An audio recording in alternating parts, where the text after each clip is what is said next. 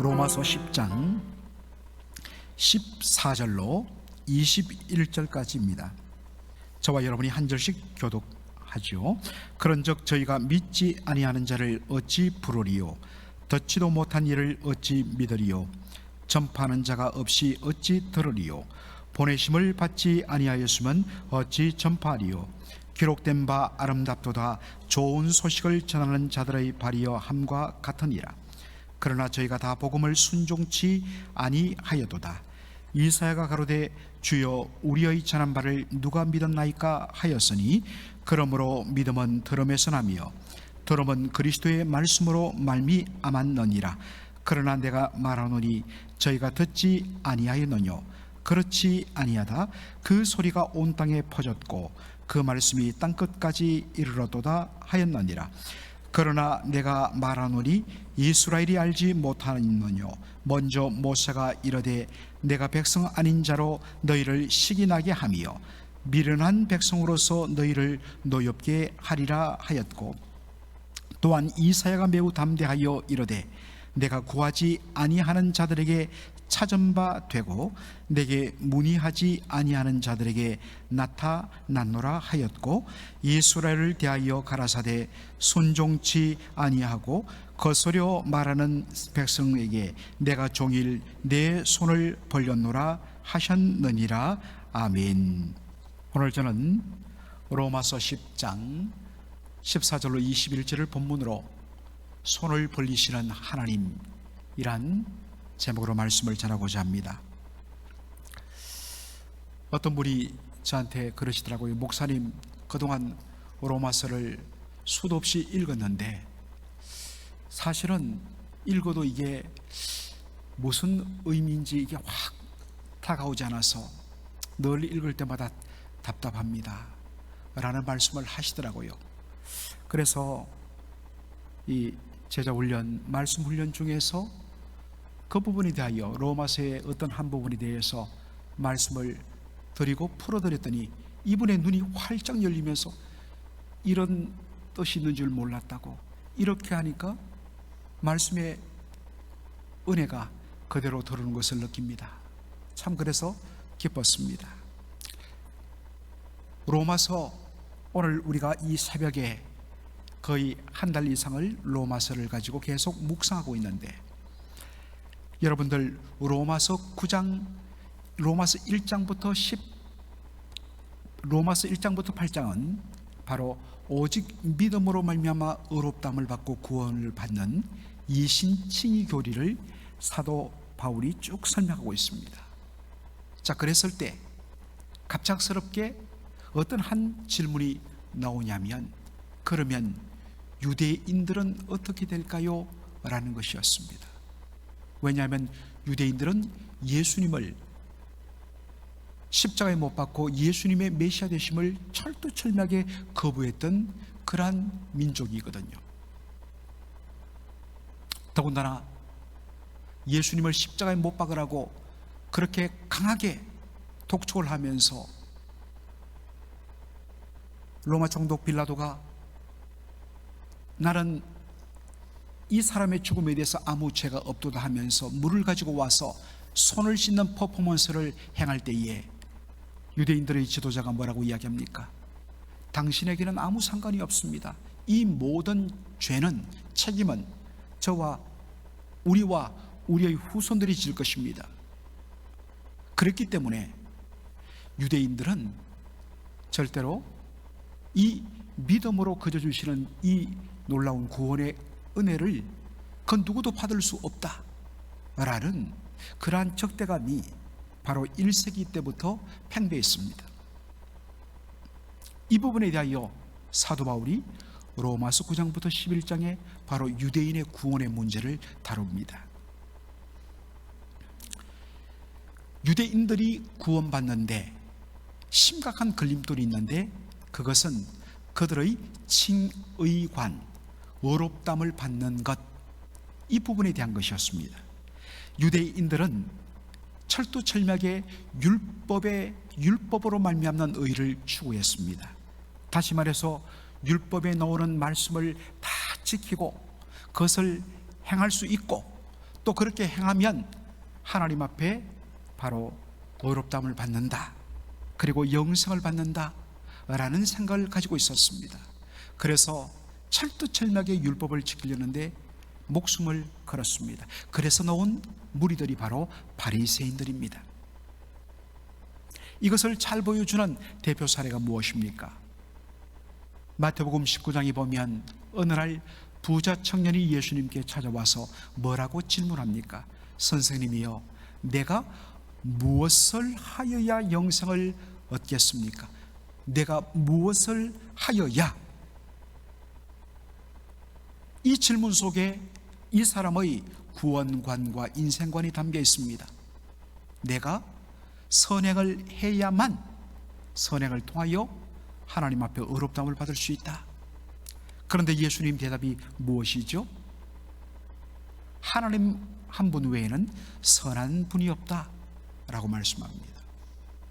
여기에도 이미 답이 들어 있습니다.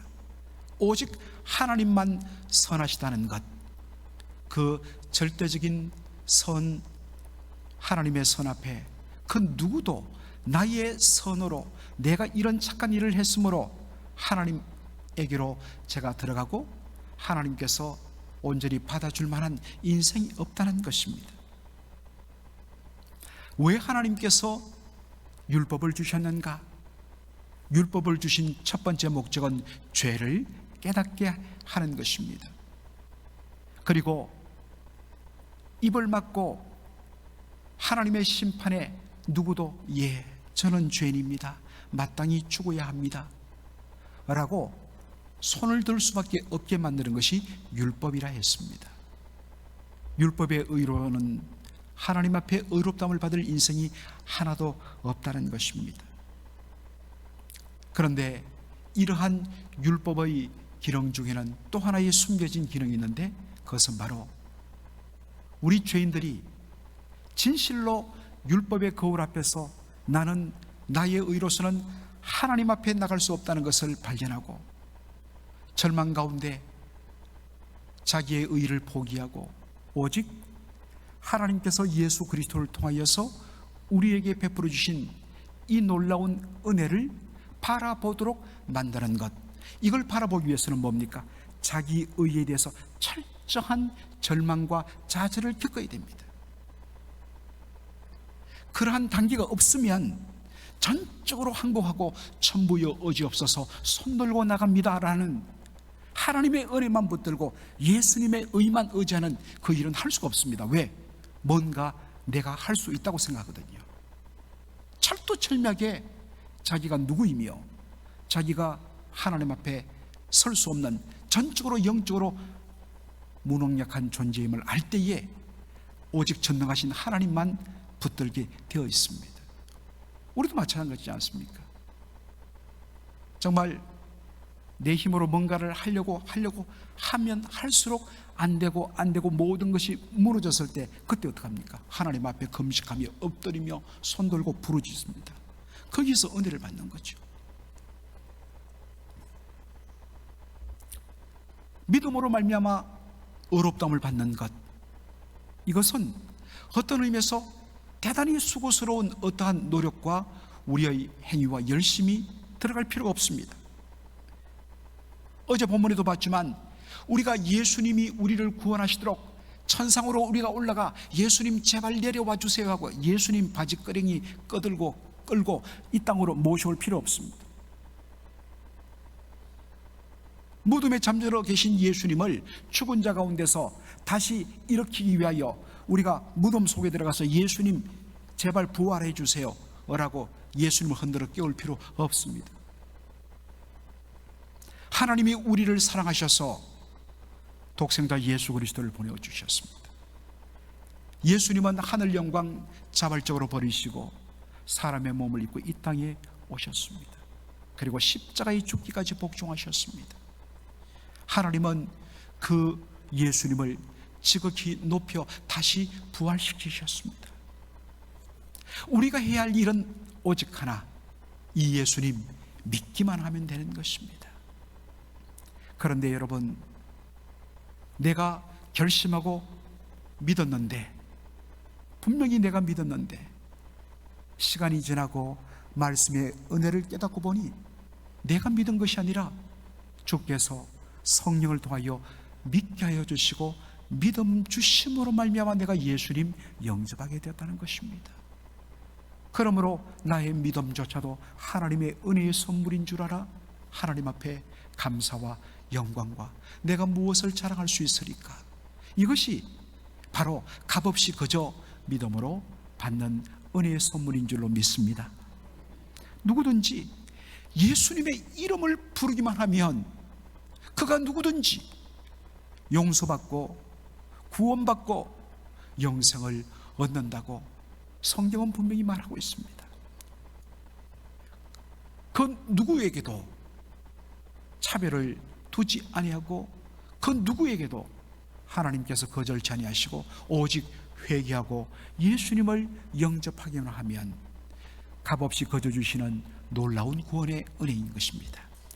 그런데 이렇게 되자 일부 유대인들이 반론을 제기합니다. 우리는 그런 복음 들어본 적 없습니다. 우리는 그런 복음을 들어본 적 없습니다. 우리가 듣지 못했는데 어떻게 믿을 수 있겠습니까? 그렇지요. 그런데 바울이 오늘 본문에 뭐라고 반박합니까?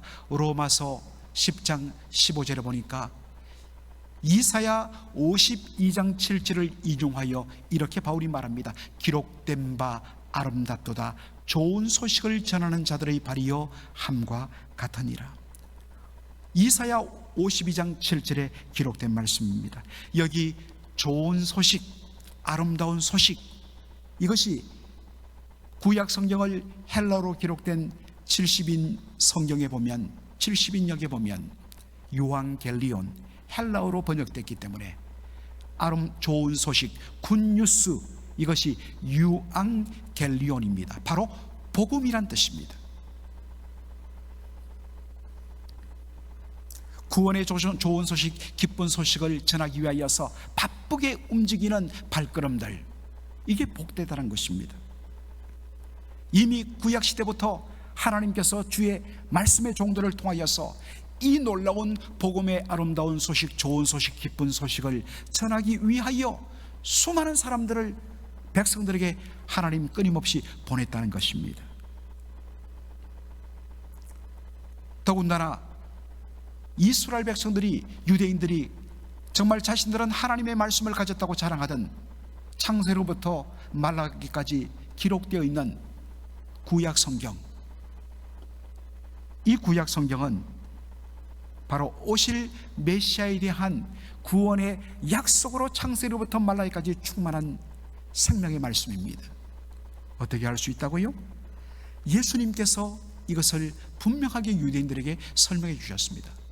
요한복음 5장 39절에 너희가 유대인들이, 이스라엘 백성들이 성경에서 영생을 얻는 줄로 알고 성경을 상고한다, 성경을 공부하고 배우거니와 이 성경이, 여러분 이때 말하는 이 성경은 어느 성경을 가리킬까요? 아직 신약 성경은 기록되고 완성되지 않았습니다. 이때는. 그러니까 여기 말하는 성경은 어떤 성경? 구약 성경이에요. 창세기로부터 말라기까지 구약 성경이에요. 이 성경이 곧 누구에 대하여 증거한다고요? 나에 대하여. 나는 누굽니까? 말씀하시는 예수님을 뜻합니다. 그렇다면 우리는 다시 한 번 더 정리합니다. 성경은 구원을 주는 책, 영생의 책입니다. 그런데 그 영생은, 구원은 누구를 통해서 받는다고요? 바로 예수님, 바로 구약 성경 창세로부터 말라기까지 하나님께서 장차 보내시는 메시아, 그리고 그를 통하여 얻는 구원과 영생의 약속으로 가득 찬 책이 뭐냐? 성경이란 말입니다. 그 성경을, 생명의 책을 들고서 하나님께서 약속하신 그 메시아를 은혜로 받고 믿음으로 받아 하나님이 주시는 이 구원의 은혜를 누리면 될 텐데, 그렇게 구원과 영생이 가득한 이 말씀을 받고서 그 속에 들어있는 약속되어진 메시아 예수 그리스도를 믿음으로 받지 않고 그저 여기에 있는 대로 내가 이걸 다 지키면 하나님 앞에 나 의롭다 안 받겠지? 영생 얻겠지? 라고 했다는 것입니다. 얼마나 바보스러운 일인가 라는 것입니다. 여러분 이야기합니다. 왜 우리가 창세기로부터 말라기까지를 구약성경이라고 이야기하고 마태복음부터 요한계시록까지 27권을 신약성경이라고 이야기하느냐? 원래 구약성경, 신약성경이라는 표현 없었습니다. 그냥 성경입니다.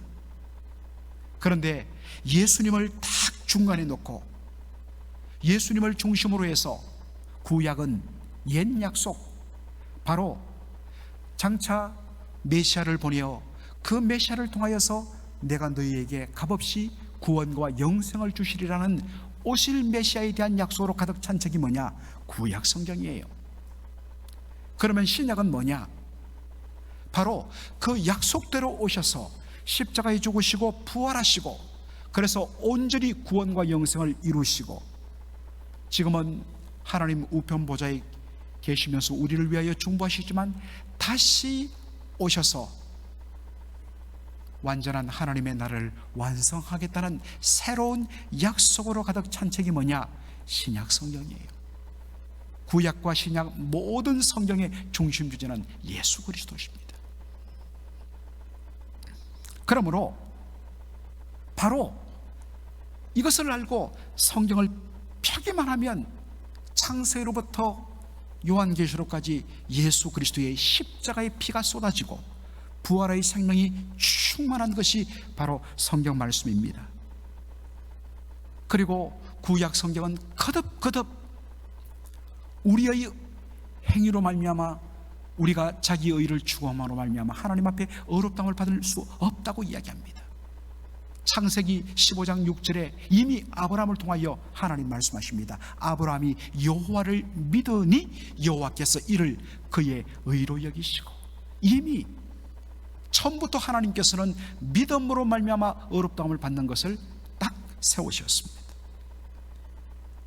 누구든지 예수를, 주님이 보내신 구주를 믿기만 하면, 그의 이름을 부르기만 하면 구원을 받는다고 요엘서 2장 32절에 말합니다. 누구든지 여호와의 이름을 부르는 자는 구원을 얻으리니.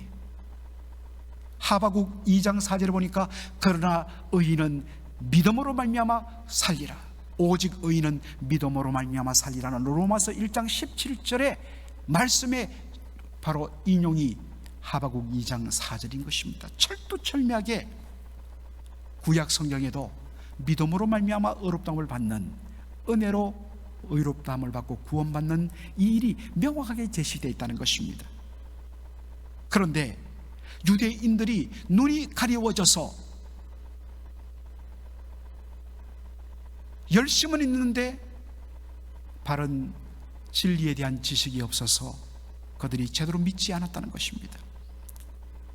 이렇게 하나님께서 선지자를 통하여 끊임없이 복음을 전하시고 기록된 말씀을 통하여 끊임없이 예수님을 보여주시는데도 그들은 예수님 믿지 않았다는 것입니다. 그래서 이사야 53장 1절을 인용하여서 사도 바울이 이렇게 말합니다. 그러나 저희가 다 복음을 순종치 아니하이도다.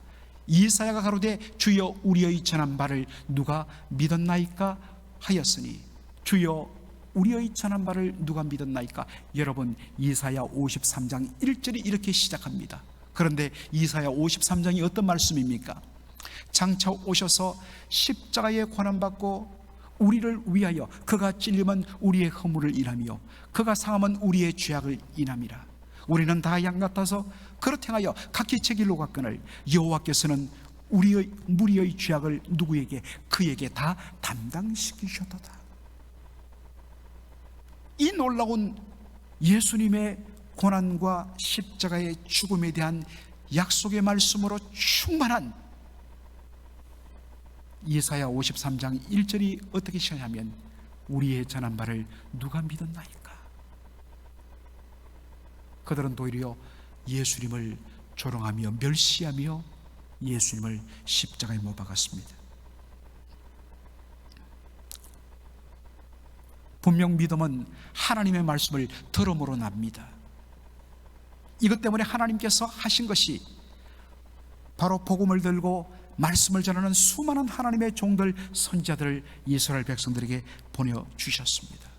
그래서 시편 19편 4절의 말씀을 인용하며 말합니다. 말씀의 소리가 온 땅에 퍼졌고 땅끝까지 이르렀다라고 이야기합니다.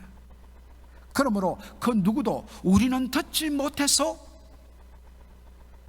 믿지 못한 것입니다 라는 변명을 할 수 없다는 것입니다. 사실 이 새벽에 정말 잠을 깨우면서 나온 분들은 이미 그 놀라운 구원의 은혜를 다 받는 분들입니다. 어떤 의미에서는 안타깝게도 주일날 한번 교회 오시는 분들 중에는 아직도 주님을 영접치 못하고, 어떤 면에서는 그저 종교 생활하는 분들도 계실 것입니다. 사실은 이 말씀을 들어야 되는데, 그러나 분명한 것은 무엇입니까? 주일날 강단을 통하여 끊임없이 복음의 말씀을 들었는데도 마지막 주님 앞에 섰을 때 저는 듣지 못했습니다. 하나님 앞에는 통하지 않습니다.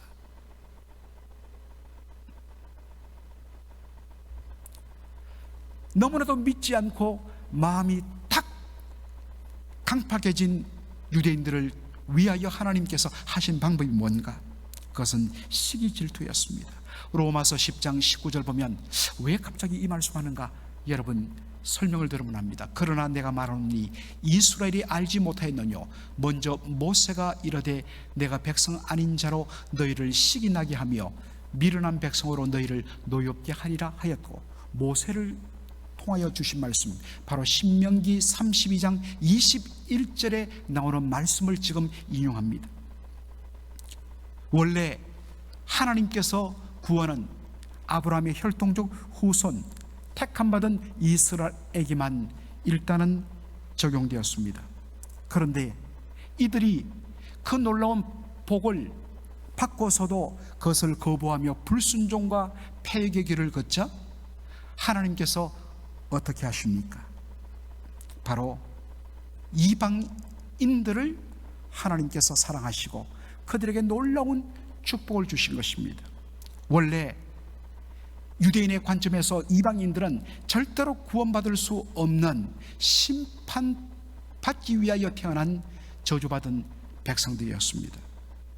하나님의 은혜에서 완전히 배제된 것처럼 보이던 이방인들이 하나님의 은혜를 받고 예수님 영접하고 하나님의 자녀가 되어서 하나님이 주시는 놀라운 은혜를 받는 반면에 불순종과 패역의 삶을 계속하던 유대인들은 하나님의 심판을 받고 정말 비참한 영적이고 육적인 삶을 살아가는 것입니다.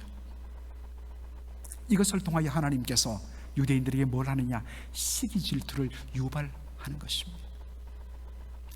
어떤 분이 이렇게 말을 주셨습니다. 아니 목사님, 하나님 너무 유치한 것 아닙니까? 뭐 우리 아이들 어떤 면에서는 질투를 유발해 갖고 관심을 끄는, 이건 뭐 너무 유치한 것 아닙니까? 그렇죠. 그런데 오죽 이스라엘이 못났으면, 오직 유치하게 굴었으면 하나님께서 죄송하게도 그런 수준 낮은 방법까지 택했는가 하는 것입니다. 아니 그리고 이 속에는 어찌하든지 이 못된 자식들을 믿어 은혜 주기 위하여 몸부림치는 하나님의 그 변장된 사랑의 몸부림이 그 속에 들어있는 것입니다. 하여튼 어쨌든 은혜 받기 위해서는 내가 수단과 방법을 가리지 않고 유치한 방법 써서라도 이들을 돌아오게 하게 말겠다. 심지어 불신앙 속에 빠진 이스라엘을 구원하기 위하여 하나님이 행하신 방법이 뭡니까? 20절 보니까 이사야의 말씀, 이사야 65장 1절을 인용하여 말합니다. 또 이사야가 매우 담대하여 이르되 내가 구하지 아니하는 자들에게 찾은 바 되고 내게 문의하지 아니하는 자들에게 나타났노라. 사실 여기에 뭐 물어봤다는 의미가 아닙니다. ask, 똑같이 간청했다라는 말이 반복입니다. 여러분, 하나님은 아쉬울 것이 하나도 없는 분입니다. 도리어 하나님의 은혜를 갈급해하며 아쉬워하며 제발 살려달라고 구원해달라고 매달려야 할 사람은 누굽니까? 이스라엘 백성들입니다. 그런데 이들이 타락하여 불순종하여 영적 흑암 속에 잠겨서 정말 믿음의 길로 나오지 않습니다. 그러니까 속이 타들어가시는 하나님께서 뭡니까?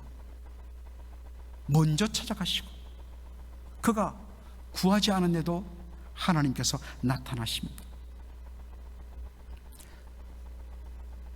로마서 10장 21절에는 바로 이사야 65장 2절을 인용하여 이렇게 말합니다. 그 이스라엘에 대하여 가라사대 순종치 아니하고 거스려 하나님을 대적하여 말하는 백성에게 내가 종일 내 손을 벌렸노라. 제발 돌아와다오. 제발 플리즈. 이스라엘은 불순종하고 타락의 길을 고집했습니다. 그런데 하나님은 그들이 돌아오도록 종일 등 돌린 그들을 향하여 손을 벌려 돌아오라고 애원하십니다. 하나님의 모습은 못난 자식 때문에 속썩이는 부모의 심정과 유사합니다. 남들은 심지어 집안 어른들이 야 그만 포기해라, 저 인간 못 되겠다.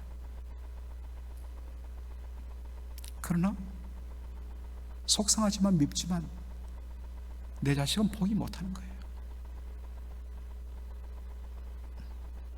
그래서 하나님은 당신의 자존심 다 내려놓고 어찌하든지 이 아브라함의 후손들이 회개하고 주님께로 돌아와 믿음으로 구원받기를 그렇게도 간절히 원하시는 것입니다.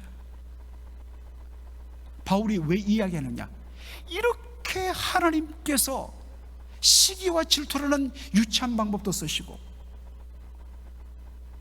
제발 돌아와 달라고 손을 벌리면서 이토록 하나님께서 그들의 구원을 열망했는데도 불구하고 그들이 믿지 않았다. 그런데 자신의 믿음 없음을 하나님 탓으로 돌리느냐?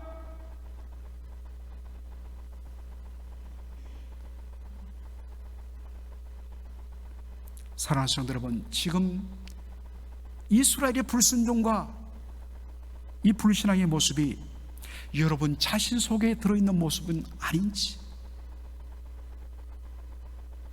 처음에는 아니었는데 신앙생활 하면서 어느 순간에 자기 나름대로의 어떤 믿음의 방식과 자기 마음 나름대로의 고집이 생겨서 하나님의 말씀을 받아들이지 아니하고 내 뜻, 내 주장, 내 고집으로 여러분 믿음 생활하고 있지 않는지. 말씀으로 돌아와 용서를 구하고 회개하면 언제든지 믿기만 하면 이름을 부르기만 하면 값없이 그저 구원의 은혜를 주시는데 이것을 거부하고 외면하면 방법이 없는 것입니다. 사랑하는 성도 여러분,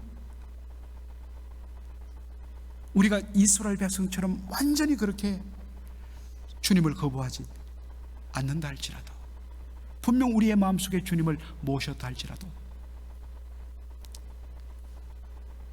말씀의 은혜로 온전히 우리가 항복하고 그 주님의 놀라운 그 역사를 믿음으로 받아들이면서 누리는 이 자리에서 멀어지고 멀찍하게, 어떤 면에서 이제는 우리의 믿음이 자라지 않고 메말라 버리고 내 고집과 내 불순종으로 나가는 그런 부분이 있다면 오늘 이 말씀을 듣고 말씀으로 돌아와서 회개하고 하나님이 주시는 이 놀라운 은혜를 누리는 저와 여러분 되기를 주의 이름으로 축원합니다. 아멘.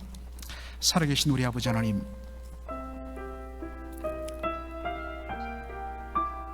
로마서 10장을 통하여서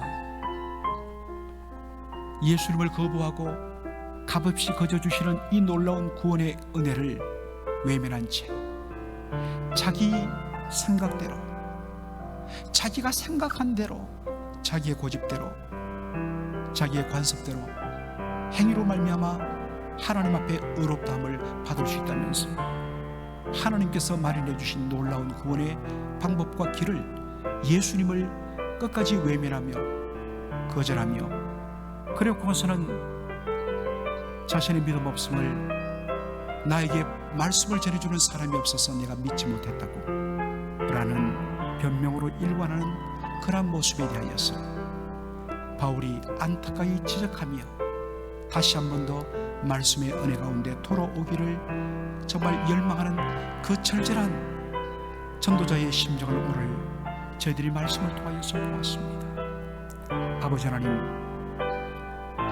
저희들 심령 속에도 어떤 의미에서는 이스라엘 백성들이 가졌던 이 잘못된 생각이나 왜곡된 고집이 우리 주님 앞에 온전히 믿음으로 나가 받는 그 은혜를 가로막는 그러한 무서운 장애물이 되지 않는지 살피게 하여 주시고, 바른 진리의 말씀에 근거하여 값없이 주시는 이 은혜를 온전히 누리며, 다만 우리가 열심을 다하고 행동으로 나타낼 것, 그것은 이렇게 놀라운 은혜를 주신 우리 주님의 은혜를 무엇으로 보답할고, 주여 저의 몸을 들여서 저의 온 삶을 통하여서 사나 죽으나 주의 영광을 위하여 사는 것으로 이 받은 은혜 다하겠나이다 라는 행동이 우리의 삶 속에 뒤따르게 하여 주시옵소서. 감사하며 예수님의 이름으로 기도하옵나이다. 아멘.